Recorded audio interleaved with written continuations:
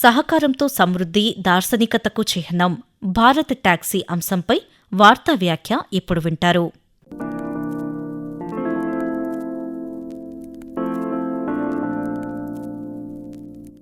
దేశంలో ఉపాధి కల్పన, సామాజిక భద్రత, క్షేత్రస్థాయిలో ఆర్థిక భాగస్వామ్యాన్ని పెంపొందించే సాధనాలుగా సహకార సంస్థలను బలోపేతం చేయడానికి ప్రధానమంత్రి నరేంద్ర మోదీ నేతృత్వంలోని కేంద్ర ప్రభుత్వం కట్టుబడి ఉంది.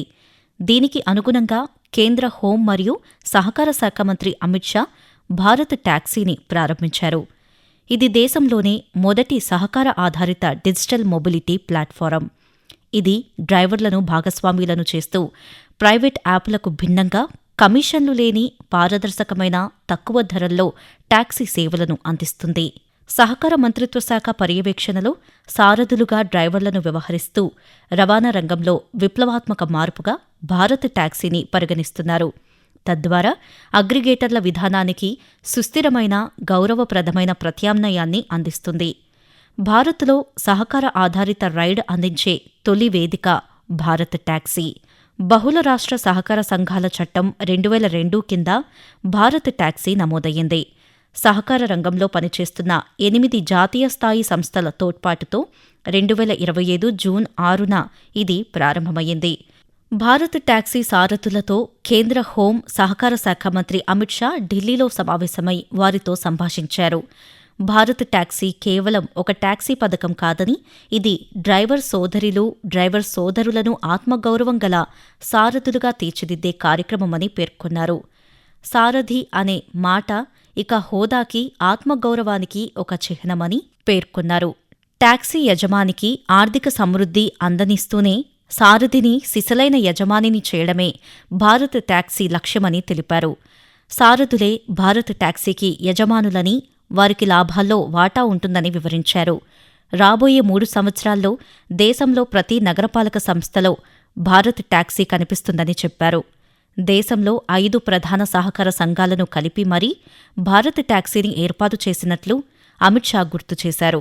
భారత్ టాక్సీ ఆర్జించే ఆదాయంలో 20% మొత్తం సంస్థ ఖాతాలో సారథుల పెట్టుబడిగా జమ అవుతుందని, మిగిలిన 80% నిధులు టాక్సీ ప్రయాణించిన కిలోమీటర్ల ఆధారంగా నేరుగా సారథుల ఖాతాల్లోనే చేరుతాయని అమిత్ షా తెలిపారు. మొదటి 3 ఏళ్లు భారత్ టాక్సీ విస్తరణకు ప్రాధాన్యమిస్తామన్నారు.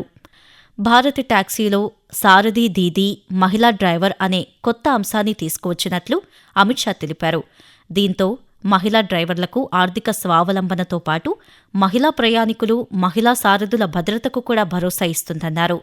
ప్రస్తుతానికి భారత్ టాక్సీ సేవలు ఢిల్లీలోని జాతీయ రాజధాని ప్రాంతం, ఎన్సీఆర్, న్యూఢిల్లీ, గురుగ్రామ్, నోయిడాలోనూ, గుజరాత్లోని అహ్మదాబాద్, రాజ్కోట్, సోమనాథ్, ద్వారకాల్లో అందుబాటులో ఉన్నాయి. ఈ యాప్లో ఇప్పటివరకు 9,90,082 మంది వినియోగదారులు, 3 లక్షల కంటే ఎక్కువ మంది డ్రైవర్లు నమోదు చేసుకున్నారు. దశలవారీగా 2029 నాటికి దేశవ్యాప్తంగా భారత్ టాక్సీ సేవలను అందుబాటులోకి తీసుకురావాలని కేంద్ర ప్రభుత్వం లక్ష్యంగా పెట్టుకుంది. ఆరోగ్య బీమా, ప్రమాద బీమా, పదవీ విరమణ పొదుపు, డ్రైవర్లకు తోడ్పాటు అందించే ప్రత్యేక వ్యవస్థ ద్వారా సారథుల సామాజిక భద్రతకు భారత్ టాక్సీ ప్రాధాన్యతనిస్తుంది. భవిష్యత్తును దృష్టిలో ఉంచుకుని దేశవ్యాప్తంగా ఉన్న అన్ని రాష్ట్రాలు, నగరాలకు సేవలను విస్తరించాలని, ప్రతి రాష్ట్రంలో ప్రత్యేక సహాయ కేంద్రాలను ఏర్పాటు చేయాలని, డ్రైవర్ల సామాజిక భద్రతను మరింత బలోపేతం చేయాలని కేంద్ర ప్రభుత్వం యోచిస్తోంది. అలాగే జాతీయ డిజిటల్ ప్రజా మౌలిక వసతులతో బలమైన అనుసంధానాన్ని ఏర్పాటు చేసుకోవాలని భావిస్తోంది.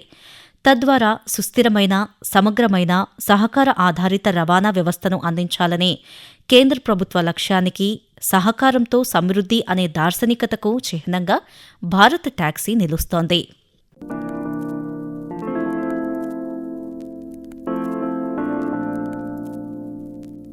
సహకారంతో సమృద్ధి, దార్శనికతకు చిహ్నం భారత్ టాక్సీ అంశంపై వార్తా వ్యాఖ్య ఇప్పటివరకు విన్నారు. రచన వై. యుగంధర్ రెడ్డి, వ్యాఖ్యానం కె. సుమ, సమర్పణ ప్రాంతీయ వార్తా విభాగం, ఆకాశవాణి, విజయవాడ కేంద్రం.